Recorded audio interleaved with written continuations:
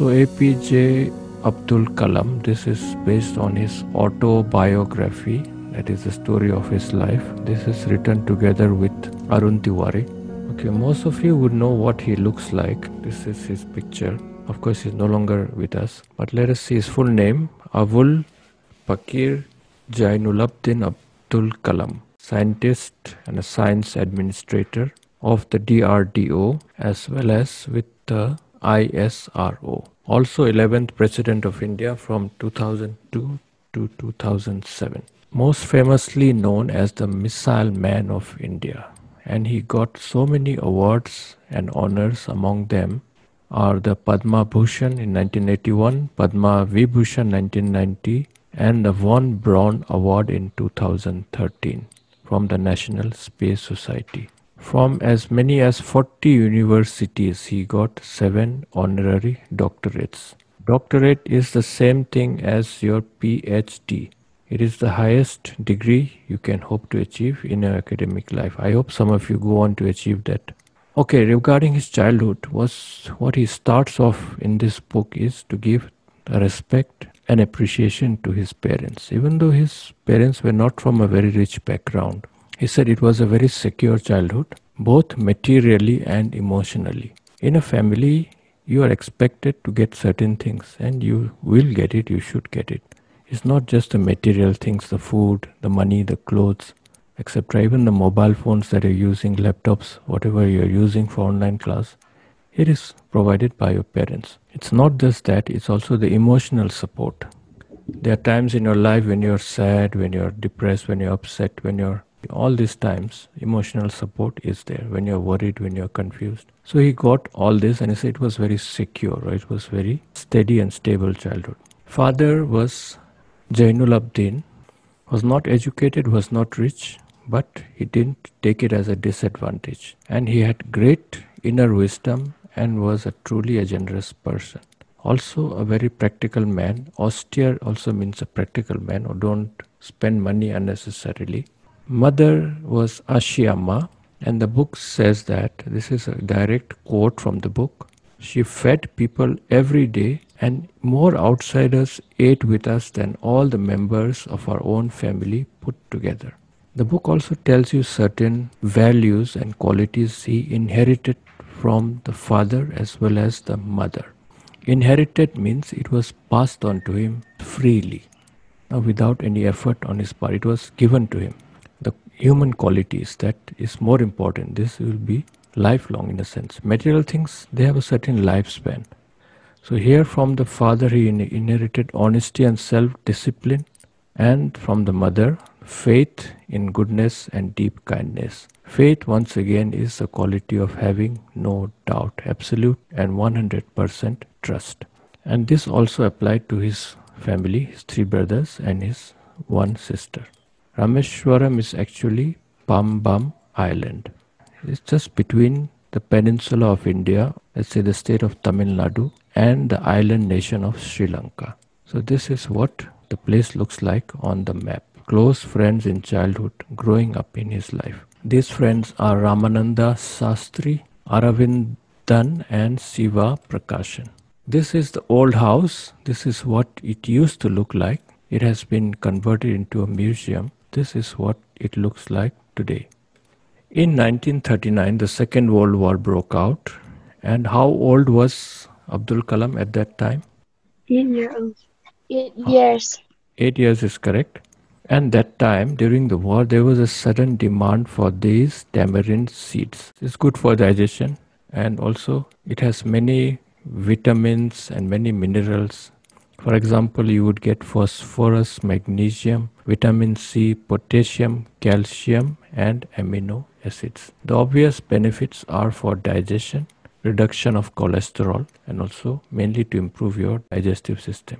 It's not expensive. Most people can afford it. That is why it is very popular in rural areas. It was also popular during the war. I think normally when there is a tense situation, your stomach tends to be upset. Right now with this COVID-19 corona situation, people are tense, they are worried. So there will be some digestive problems, gas or indigestion. low so internet naturally also we are fed up also of lockdown. If you are fed up of lockdown, you buy the tamarind seed and you cook it and eat it. How you can do that? You can Google it or watch it on YouTube. Okay, so he earned his first income from that. How much did he earn? The whole day he would collect tamarind seeds and sell it in the provision shop. So how much did he earn? Sumzaramuham. 1 anna. 1 anna is correct. 1 anna is the old coin or the old currency. What is the value of 1 anna? Or By by drop by scale. 1 by 16th of a rupee. That means if you divide a rupee into 16 parts, one part of that is 1 anna. This is no longer used. It is subdivided into 4 paisa or 12 pies. There were 64 paisa in 1 rupee and 192 pi in 1 rupee. Now this is the old Muslim monetary system. India was ruled by the Muslims for a long time. This is part of history, but some people, they don't like to forget that history. After all, what happened in the past is the past. Still then, I think the British, they didn't want to disturb this system because it had been working for so many hundreds of years. Let it continue. Nowadays, it's not commonly used since now we follow the decimal system. For example, 1 rupee, you would count it as rupees 1.00 paisa. So 1957, Indian currency is decimalized. As part of history, as part of your all-round knowledge, you need to know also that this was the system there. I think most of you know what are coins, but we hardly use it nowadays. Coins don't have much value, but in the past, every coin, whether it was 1 anna, 2 anna, even 1 pi or half pies, this had a value. Nowadays, even 100 note, what is the value? 100, you can spend it in 1 minute also. But this was not always there. Now, another thing that happened during the war is that in this railway station, in the past, trains would come carrying newspapers, not just newspapers, every other goods, and they would stop there and the goods would be unloaded. So this station, which was used as a stop, trains would no longer stop there, and rather it would carry on to the next stop, that is in Dhanushkodi. Now this was a problem for newspapers. In between these two stations, in between Rameshwaram and Dhanushkodi, these newspaper bundles would be thrown from the train, and then Abdul Kalam and his cousin brother Samshuddin, they would catch these newspapers, catch the bundles of newspapers, and then they would also earn money from it. Now he also says that 50 years later, half a century later, 1939 plus 50, you get 1989, he would still remember it and feel a surge of pride. That means he would feel very proud, very happy that he had earned money in this way. The next thing is that his close friends in childhood, the friends that you make in your childhood growing up, it may not necessarily be from the same school. It could be from the same town, the same village, the same locality. But these are your friends. They will be with you your whole life. So treasure these friends. And if they are good friends, they will be with you and they will help you throughout your life. So Abdul Kalam also, when he was growing up, he had 3 friends and he talks about them in his book. Firstly is Ramananda Sastri, the son of the high priest of Rameshwaram temple, Pandit Lakshmana Sastri, and he took over the priesthood of the Rameshwaram temple from his father. This is the Rameshwaram temple. The next friend is Aravindan. What happened to him? He went into the business of arranging transport for visiting pilgrims. Next is Siva Prakashan. He became a catering contractor for the Southern Railways. Catering is simply to provide the food or the refreshments which you serve on the trains. So his 3 friends, it's very clear what they did in their life. They also became quite successful. This is what is the point of this. You get into a circle of friends, make that circle now, who are committed to doing something in life. Now an incident which happened during his childhood, he talks about 2 incidents rather. First is regarding his school and how a new teacher came and somehow it disrupted the environment over there. One day when I was in the 5th standard is like your class 5. The school is Rameshwaram Elementary School. Elementary is like your primary school. There a new teacher came. Now APJ Abdul Kalam is a Muslim. Muslims would wear a small cap as a skull cap. Now, before the new teacher came, he would sit in the front row, in the first bench next to Ramananda Sastri. Now, Ramananda Sastri was a Hindu or a Hindu Brahmin, and he wore a sacred thread. The problem was that the new teacher, he could not digest it. The book says he could not stomach it. So he didn't like it. So he said, you go and sit on the back bench. So naturally, small children being what they are, they felt very sad, and his friend also, Ramananda Sastri, was very sad. And he started crying also.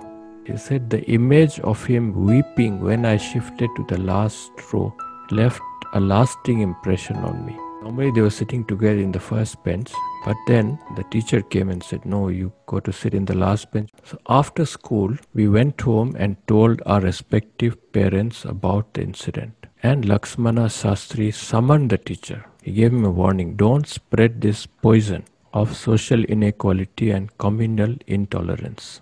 These are innocent children, don't play with them. And this is a lesson which everyone should realize now. In school, as I told you, schools are the great equalizer. It doesn't matter you're from this tribe or this religion or that religion or this or that community.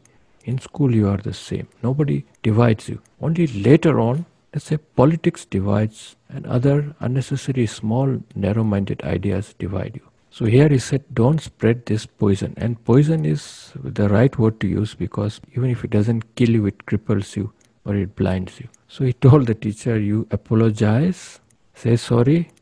If you don't do that, leave the school or you leave the island. Ngaidam na thum diu, ngaidam na thum lo lechun. School na dal hading, agam zong na dal hading. Had a very good effect, because not only the teacher regretted, ultimately the teacher himself was changed. Intolerance has no place, especially in schools, especially in the minds of children.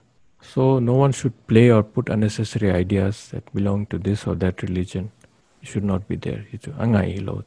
This is one lesson I hope you all remember in your life. In your life also, you will meet people from many different religions, different communities, different nationalities. We are all human beings first and foremost. We are all children of God.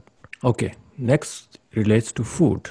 He compares two teachers. One, of course, made a mistake. Now the second teacher, his name was Siva Subramania Iyer. His wife was a bit of a conservative. That means his wife was not as open-minded or broad-minded or tolerant as him. Now remember, APJ Kalam was a Muslim. This teacher, Siva Subramania Iyer, he did his best to break these barriers. The divide between Hindus and Muslims has been there in India quite some time now. And some people, they carry on with it, and some people like to change it. One of those people was Siva Subramania Iyer. So what he would do is do many unconventional things. And the story also is that he would spend hours with him. I mean, just giving him extra attention. He said, I want you to develop so that you are on par with the highly educated people of the big cities. And this is what I also want to tell you. Just because you are from Manipur or from a backward area, or let us say from Kangpopi or from a deep interior village, you are no different from any student in Mumbai, Delhi, Bangalore, Kolkata, whatever. What you have, they have also. What they have, you have also. You have the same pen, the same paper, the same question paper, and the same answer paper. So you are on par. Never think that you are less or inferior to them. School is just a small temporary part of your life. The major part of your life will begin when you finish your education.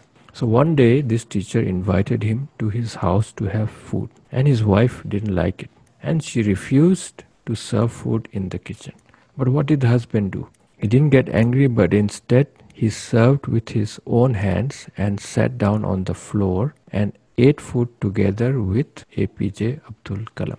So the next time what happened was that there was a change. The wife herself took Abdul Kalam inside her kitchen and served food with her own hand. Once again, what action you do, ultimately, it proves your faith. Your faith or your belief is proved in your good deeds. Now, in our society, I am very happy and very proud to say that whenever we have any feast, or let's say any khomna, we don't distinguish who is what. Everyone can sit and eat together. And this is the whole point. When we share our food, it's more tasty. So I'm happy that in Manipur, in the Northeast in general, especially this community eating together is a very part of our fabric. And this is perhaps the reason that we are able to stay united and to stay together. Of course, there are small differences between us. That's not really important in the long run. The next point is that the war ended. Second World War ended and India's freedom was imminent. That means India was about to get her freedom. There's a quote from Gandhi he has repeated in this book. He said, Indians will build their own India. Not the Europeans, not the British, not the French, Americans, Japanese, anyone. Indians will build. This is a very important statement that when you build something with your own hands, it has more value. He told his father, I want to study outside. So he wanted to go to the district headquarters in Ramanathapuram. So he wanted to go there and he wanted to study there. Now parents and children, there's a very close relationship. We like to keep our children close to us. We don't like to send them far away. So here he was worried whether his father will agree or not. His father gave a very deep and meaningful answer. He quotes a poem by Khalil Gibran. Your children are not your children.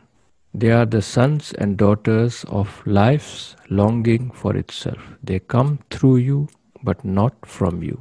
You may give them your love, but not your thoughts, for they have their own thoughts. His father, in a way, told him that go be yourself and do what you want to achieve in your life. In future also, you will have families and children of your own. But remember that everyone, every individual, every human being has his own purpose. What will happen tomorrow, we really don't know. We can't say what will happen in the future in your life. Life does not go backward. It does not go to yesterday. The path of children is like, let us say, an arrow flying from the path of an archer. And you have to plan it so that your arrow goes and hits the target and it goes swift and far. Make good friends because you set your target and you have to achieve it.